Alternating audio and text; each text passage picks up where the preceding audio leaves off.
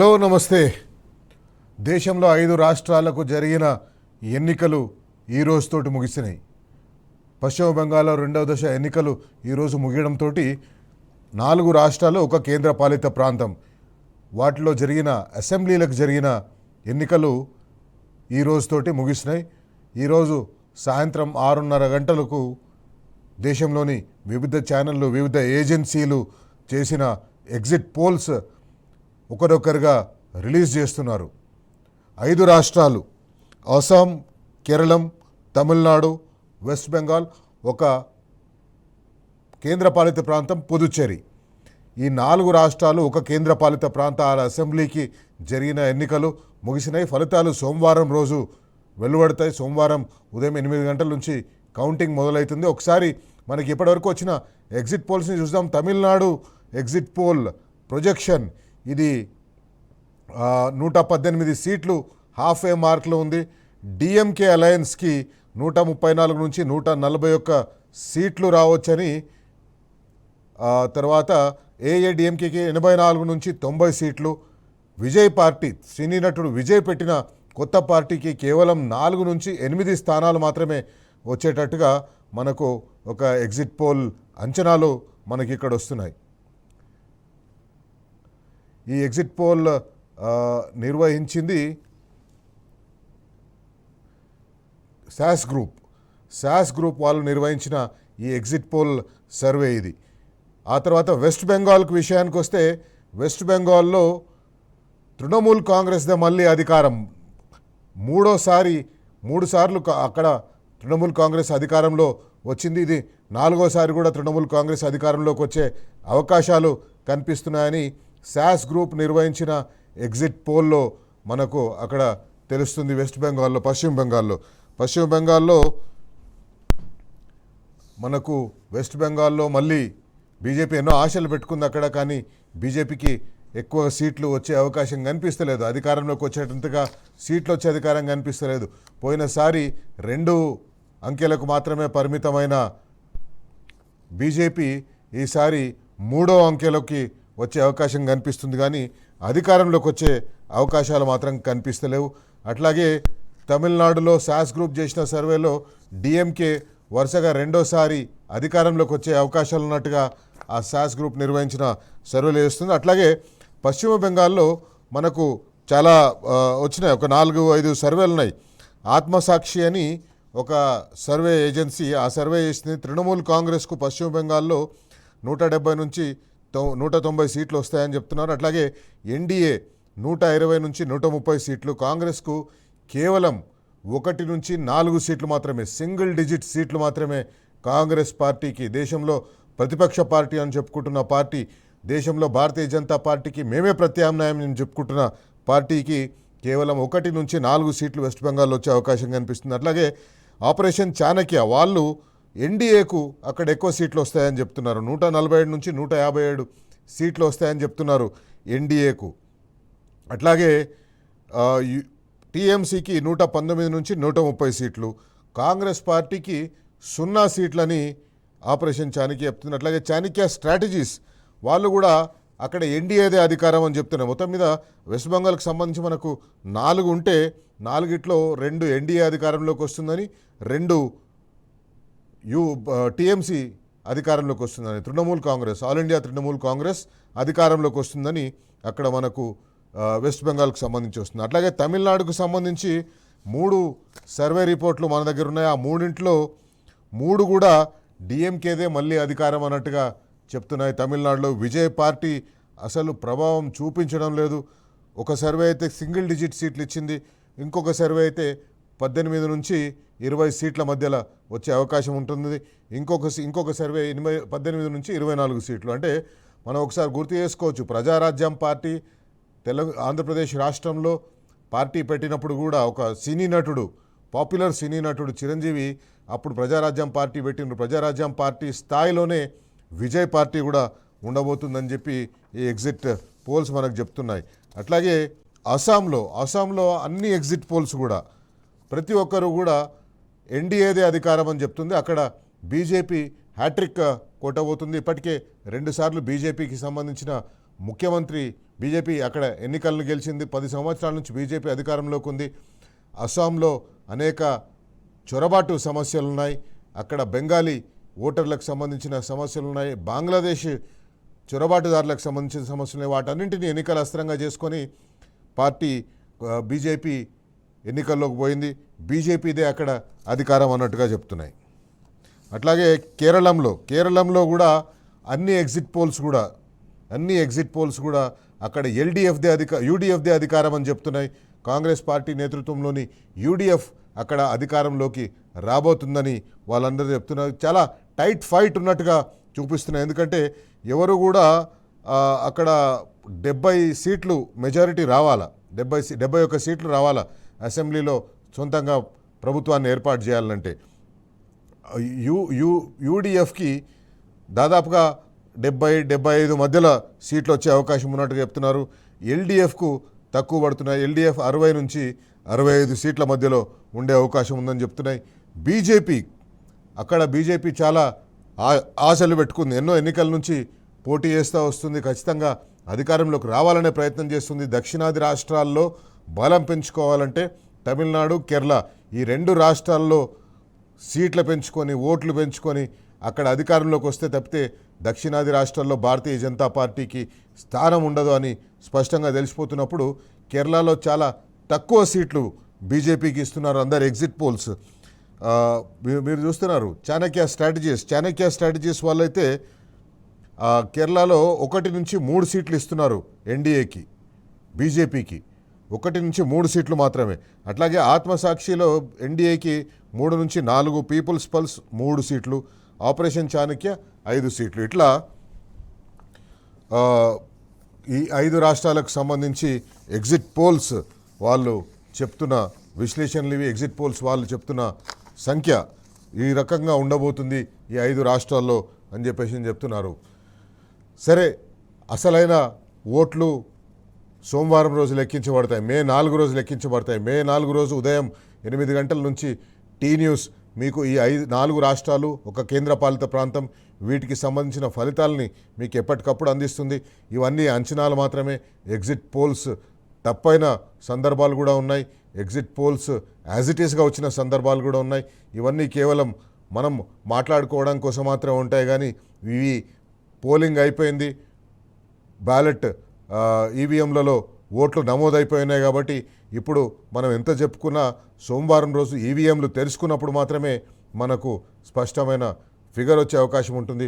కాబట్టి వీటి మీద ఎక్కువగా చర్చించకుండా, వీటి మీద ఎక్కువగా పోకుండా ఈరోజు మనం మన రాష్ట్రానికి సంబంధించిన సమస్య, మన రాష్ట్రంలో కాంగ్రెస్ పార్టీ పరిపాలనకు సంబంధించిన అంశాలను మనం చర్చించుకుందాం. ఎందుకంటే 2.5 సంవత్సరాలు అయిపోయింది కాంగ్రెస్ పార్టీ తెలంగాణలో అధికారంలోకి వచ్చి. ఈ 2.5 సంవత్సరాలు కూడా రాష్ట్రాన్ని అంతకుముందు 10 సంవత్సరాలు ఒక ఉన్నత స్థానంలో ఉంచిన సందర్భాన్ని మనం చూస్తే ఈ 2.5 సంవత్సరాల్లో క్రమక్రమంగా మన స్థానం పడిపోతూ వస్తుంది.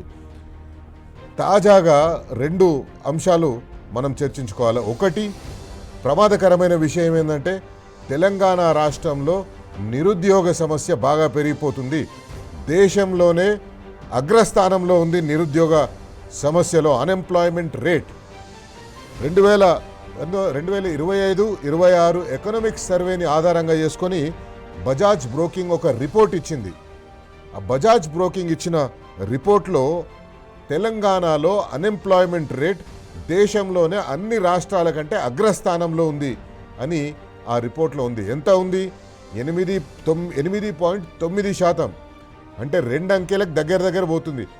కేవలం 1% లోపల ఉండే కొన్ని సందర్భాల్లో బీఆర్ఎస్ పార్టీ అధికారంలో ఉన్నప్పుడు అన్ఎంప్లాయ్మెంట్ రేట్ 1% లోపల ఉండే. అసలు దీన్ని ఎన్ని క్యాల్కులేట్ చేస్తారు, ఎట్లా క్యాల్కులేట్ చేస్తారంటే పీరియాడిక్ లేబర్ ఫోర్స్ సర్వే అనేది ఒకటి ఉంటుంది. ప్రతి వారం కూడా ఒక సర్వే చేస్తారు, ఒక శాంపుల్ సైజ్ తీసుకొని సర్వే చేస్తారు. ఆ సర్వేలో వాళ్ళు అడుగుతారు, మీరు ఉద్యోగం చేస్తున్నారా, ఉద్యోగం కోసం ఎదురు చూస్తున్నారా అని 2 ప్రశ్నలు అడుగుతారు. దాంట్లో వాళ్ళు ఒకవేళ ఉద్యోగం చేస్తున్నట్టయితే వాళ్ళని నిరుద్యోగ గుర్తించారు. ఉద్యోగం కోసం వెతుకుతున్నాము అంటే ఎన్ని రోజులుగా వెతుకుతున్నారు, ఇవన్నీ కూడా లెక్క తీసుకొని ఒక రిపోర్ట్ ప్రిపేర్ చేస్తుంది. ఇది ఎకనామిక్ సర్వే ఆధారంగా చేసింది. ఏదో బజాజ్ బ్రోకింగ్ అంటే ఒక ప్రైవేట్ సంస్థ, ఆ ప్రైవేట్ సంస్థ చేసింది కాబట్టి మనకేం సంబంధం, వాళ్ళకి ఇష్టం వచ్చినట్లు లెక్క తీసుకుంటారు అనుకోవడానికి లేదు. కేంద్ర ప్రభుత్వం బడ్జెట్ ప్రవేశపెట్టే ముందు రోజు పార్లమెంట్లో ఎకనామిక్ సర్వే పెడుతుంది. ఆ ఎకనామిక్ సర్వే పెట్టినప్పుడు దాంట్లో చెప్పిన సంఖ్యల ఆధారంగా, ఆ రిపోర్ట్ ఆధారంగానే ఈ బజాజ్ బ్రోకింగ్ రిపోర్ట్ ఇచ్చింది.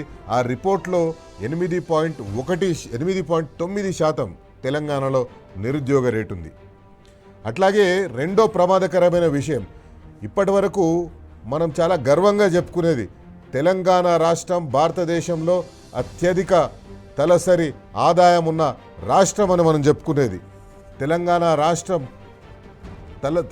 రాష్ట్ర తలసరి ఆదాయం భారతదేశ సగటు తలసరి ఆదాయం కంటే ఎక్కువగా ఉంది అని మనం గర్వంగా చెప్పుకునేది. ఇప్పుడు దురదృష్టవశాత్తు మనము కేంద్ర ప్రభుత్వానికి సంబంధించిన ministry of statistics and programme implementation వాళ్ళ వెబ్సైట్లో పెట్టిన దాని ప్రకారం తెలంగాణ రాష్ట్ర తలసరి ఆదాయం, అడ్వాన్స్డ్ ఎస్టిమేట్స్ అంటారు వాటిని, ఆ అడ్వాన్స్డ్ ఎస్టిమేట్స్లో తెలంగాణ రాష్ట్ర తలసరి ఆదాయం ఈసారి కర్ణాటక కంటే తక్కువగా ఉండే అవకాశం ఉందని ఆ రిపోర్ట్లో ఇచ్చింది. గత 10 సంవత్సరాల్లో ఎప్పుడు కూడా తెలంగాణ రాష్ట్రం అగ్రస్థానం నుంచి 2వ స్థానానికి రాలేదు. కానీ ఇప్పుడు తెలంగాణ కర్ణాటక కంటే కిందికి వచ్చే పరిస్థితి ఏర్పడుతుంది. దక్షిణాది రాష్ట్రాల్లో తెలంగాణ నంబర్ 1 ఉండేది. ఇప్పుడు కర్ణాటక మనకంటే పైకి పోయే అవకాశం ఉందని కనిపిస్తుంది. తెలంగాణ తలసరి ఆదాయం 4,18,000 కోట్ల పైచీలుకుంటే కర్ణాటక తలసరి ఆదాయం 4,33,000కు పోయే అవకాశం కనిపిస్తుంది. ఇది మన రాష్ట్రంలో కాంగ్రెస్ పార్టీ చేస్తున్న ప్రజాపాలన.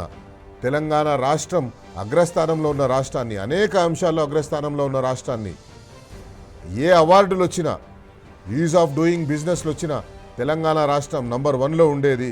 ఆ తెలంగాణ రాష్ట్రాన్ని ఇప్పుడు నంబర్ 2, నంబర్ 3, నంబర్ 4 దేంట్లో అగ్రస్థానంలోకి తీసుకుపోతున్నారంటే నెగిటివ్ వాటిలలో అగ్రస్థానంలోకి తీసుకుపోతున్నారు. నెగిటివ్ ఇన్ఫ్లేషన్, డీఫ్లేషన్లో కేవలం తెలంగాణ ఒక రాష్ట్రం మాత్రమే నెగిటివ్ ఇన్ఫ్లేషన్ నమోదు చేస్తున్న రాష్ట్రాల్లో ఉంది. ఇంతకుముందు అనేక సందర్భాల్లో మనం చర్చించుకున్నాం. అట్లాగే ఇప్పుడు అన్ఎంప్లాయ్మెంట్ రేట్లో భారతదేశ సగటు అన్ఎంప్లాయ్మెంట్ రేటు 5.1% ఉంటే తెలంగాణలో 8.9% ఉంది. అతి తక్కువ శాతం గుజరాత్లో ఉంది. గుజరాత్లో 2.2% మాత్రమే ఉంది. బడేబాయ్ సహకారం కావాలంటున్నాడు. కానీ ఆ బడేబాయ్ రాష్ట్రాన్ని అగ్రస్థానంలోకి తీసుకొస్తేందుకు తెలంగాణ రాష్ట్రాన్ని తాకట్టు పెడుతున్నారు. తెలంగాణ రాష్ట్ర అన్ఎంప్లాయ్మెంట్ రేట్ 8.9% ఉంది. మనం స్క్రీన్ మీద చూస్తున్నాం. 2022 జనవరిలో తెలంగాణ రాష్ట్రంలో అన్ఎంప్లాయ్మెంట్ రేట్ ఎంతుండే? కరోనా కష్టకాలంలో కూడా, కరోనా అప్పుడే అంత ముందు సంవత్సరం అయిపోయింది, ఆ సంవత్సరంలో కూడా 0.7% మాత్రమే తెలంగాణ రాష్ట్రంలో అన్ఎంప్లాయ్మెంట్ రేట్ ఉండే. కానీ ఇప్పుడు ఆ 0.7% నుంచి 8.9%కి పోయింది. స్క్రీన్ మీద గ్రాఫిక్స్లో మీరు చూస్తున్నారు ఏ రకంగా తెలంగాణ పరిస్థితి దిగజారిపోయింది, తెలంగాణ ఎక్కడికి పోయిందనేది. కానీ అధికారంలోకి వస్తేందుకు మాత్రం వీళ్ళు ఏం చేసిండ్రు? చాలా మాటలు చెప్పిండ్రు. అధికారంలోకి వస్తే ఈ తెలంగాణ రాష్ట్రాన్ని మేము దేశంలోనే అగ్రస్థానంలో నిలుపుతామని చెప్పేసి అన్నారు. నిరుద్యోగులకు ఎన్నో హామీలు ఇచ్చిండ్రు. నిరుద్యోగులను వాళ్ళకి ఎట్లా చెప్పించారంటే, ఇక మీరే ముఖ్యమంత్రి అయిపోతున్నారు కాబట్టి మీరే ఉద్యోగాలు ఇచ్చుకోవచ్చు, ఏ ఉద్యోగం కావాలంటే మీరే ఇచ్చుకోవచ్చు. తెలంగాణ రాష్ట్రంలో అధికారంలోకి వచ్చిన సంవత్సరం లోపే 2 లక్షల ప్రభుత్వ ఉద్యోగాలు భర్తీ చేస్తామన్నారు. పరిశ్రమలు తీసుకొచ్చి ప్రైవేట్ ఉద్యోగాలు తీసుకొస్తామన్నారు. పరిశ్రమల విషయంలో మనం ఒకసారి చూద్దాం. తెలంగాణ రాష్ట్రం ఏర్పడ్డటప్పటికీ తెలంగాణలో ఐటీ జాబ్స్ కేవలం 3,23,000 ఉండేటివి. తెలంగాణలో 3,23,000 మంది మాత్రమే ఐటీ రంగంలో ఉద్యోగాలు చేసేవాళ్ళు. అది కేసీఆర్ దిగిపోయే నాటికి 2023 నాటికి, బీఆర్ఎస్ పార్టీ దిగిపోయే నాటికి మోసపూరిత హామీలు ఇచ్చి అధికారంలోకి వచ్చిన కాంగ్రెస్ పార్టీ అధికారంలోకి వచ్చే నాటికి 9.5 లక్షలకు చేరుకుంది. ఈ సంఖ్య 9.5 లక్షలు అంటే రాష్ట్రంలో ఈరోజు 9.5 లక్షల మంది ఐటీ ఉద్యోగులు పనిచేస్తున్నారు. అది తెలంగాణలో ఐటీని విస్తరించడం కోసం మంత్రిగా, ఐటీ శాఖ మంత్రిగా కేటీఆర్ గారు చేసిన కార్యక్రమాల వల్ల పారిశ్రామిక దిగ్గజాలను తెలంగాణలో, హైదరాబాదులో ప్రపంచంలో పెద్ద కంపెనీల సెకండ్ ఆఫీసు హైదరాబాద్లోనే ఉంది. అమెరికాకు చెందిన గూగుల్ కంపెనీ కానివ్వండి, అమెజాన్ కానివ్వండి, వీళ్ళందరివి కూడా అమెరికా తర్వాత హైదరాబాద్లోనే అతిపెద్ద ఆఫీస్ ఉంది అవుట్ సైడ్ అమెరికా. అట్లా చేయడం వల్ల ఆ ఉద్యోగుల సంఖ్య 9,05,000కు పెరిగింది. కానీ ఇప్పుడేమవుతుంది? అవన్నీ పోతున్నాయి, ఆ ఉద్యోగాలన్నీ పోతున్నాయి. కొత్త ఉద్యోగాలు రావడం దేవుడెరుగు, ఉన్న ఉద్యోగాలే పోతున్నాయి. ఇది ఈరోజు తెలంగాణ పరిస్థితి, తెలంగాణ దుస్థితి. నిరుద్యోగులు జాబ్ క్యాలెండర్ అని చెప్పేసి నిరుద్యోగులను మోసం చేస్తున్నారు. గుంపు పత్రికలైతే ప్రతి 2 నెలలకు ఒకసారి ఉద్యోగ జాతర అని హెడ్లైన్ పెట్టి, పెద్ద హెడ్లైన్ పెట్టి, ఉద్యోగ జాతర, త్వరలో ఉద్యోగ జాతర, ఇక నెలకో నోటిఫికేషన్ అని మొన్న 3 రోజుల కిందనే ఒక గుంపు పేపర్ రాసింది. ఇక నెలకో నోటిఫికేషన్ అని 2.5 సంవత్సరాల నుంచి మభ్యపెట్టుకుంటూ వచ్చిండ్రు. వాళ్ళ గుంపు మీడియాని అడ్డం పెట్టుకొని ప్రజలను మభ్యపెట్టుకుంటూ వచ్చిండ్రు. ఇప్పటికీ కూడా అదే కార్యక్రమాన్ని కొనసాగిస్తున్నారు. గుంపు మీడియాని అడ్డం పెట్టుకొని ప్రజలను తప్పుదారి పట్టిస్తున్నారు. నెలకో నోటిఫికేషన్, ఉద్యోగ క్యాలెండర్ 2024 సెప్టెంబర్లో రిలీజ్ చేసిండ్రు, అసెంబ్లీలో రిలీజ్ చేసిండ్రు.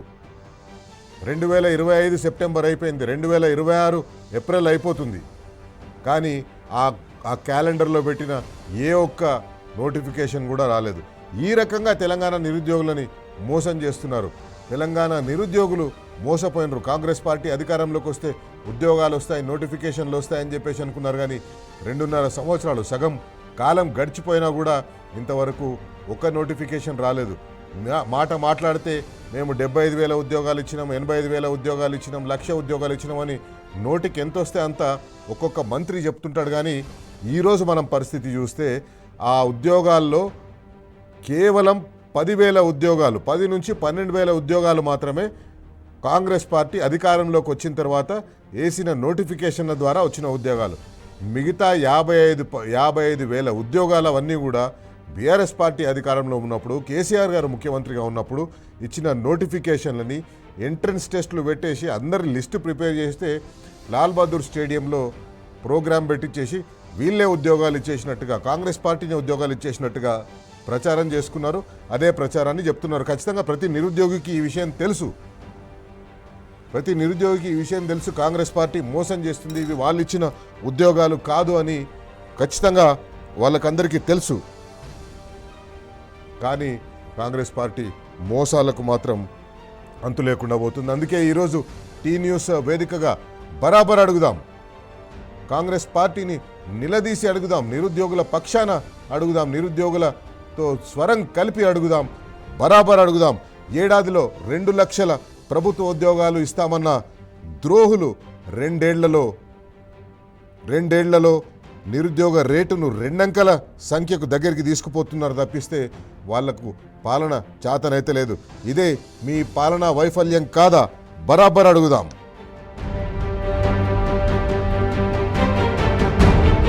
సుసంపన్న తెలంగాణను ఆగమాగం చేసిన పాపం మీది కాదా? తలసరి ఆదాయంలో దేశంలోనే అగ్రస్థానంలో ఉన్న తెలంగాణను ఇప్పుడు ఎందుకు కర్ణాటక కంటే తక్కువకు పడిపోతుంది? ఎందుకు ఆదాయం అంత తక్కువకు పడిపోతుంది? దీనికి మీది బాధ్యత కాదా? బరాబర్ అడుగుదాం. 2.5 ఏళ్లు ఓపిక పట్టిన నిరుద్యోగులు రోడ్డెక్కితే తట్టుకోగలరా? రైతులు రోడ్లెక్కుతున్నారు, అంగన్వాడీ వర్కర్లు రోడ్లెక్కుతున్నారు, ఆర్టీసీ కార్మికులు రోడ్లెక్కుతున్నారు, ఇట్లా అన్ని రంగాల వారు రోడ్లెక్కుతున్నారు. నిరుద్యోగులు రోడ్లెక్కితే మీరు తట్టుకోగలరా? ప్రజాపాలనలో ఉద్యోగ జాతర అని ఇంకా ఎన్ని రోజులు నిరుద్యోగులను మోసం చేస్తారు? బరాబర్ అడుగుదాం.